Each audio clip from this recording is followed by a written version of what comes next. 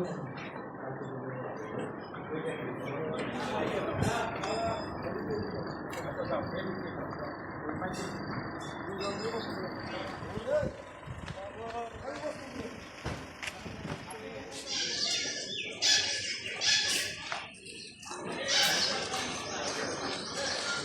তারিখে শেরপুর জেলার শ্রীবর্দী পৌরসভায় একটা বিশালাকার ট্রাঙ্কের মধ্যে একজন অজ্ঞাতনামা মহিলার গলিত লাশ উদ্ধার করা হয়।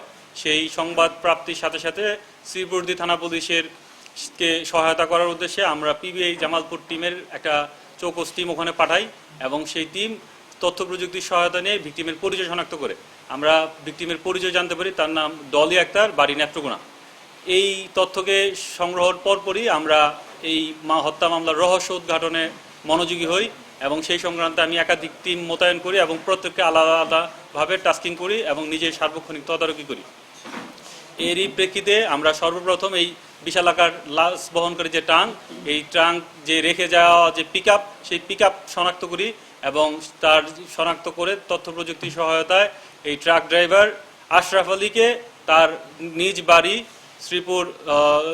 শেরপুর জেলার এটা হচ্ছে শ্রীবর্দী থানার ভেলোয়া ইউনিয়নে তার বাড়ি থেকে তাকে আমাদের হেফাজতে নেই।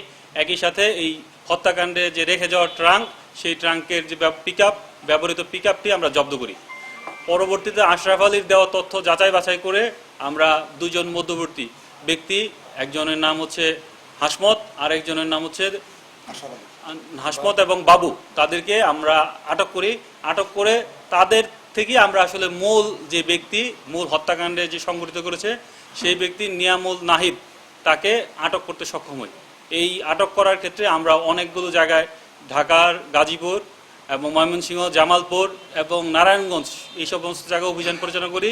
সর্বশেষ এই নিয়ামুল নাহিদ এবং তার স্ত্রী রিক্তামণিকে আমরা শেরপুর সদর থানার পল্লী বিদ্যুতের সামনে থেকে এক চেকপোস্ট বসিয়ে যাত্রীবাহী বাস থেকে আটক করি।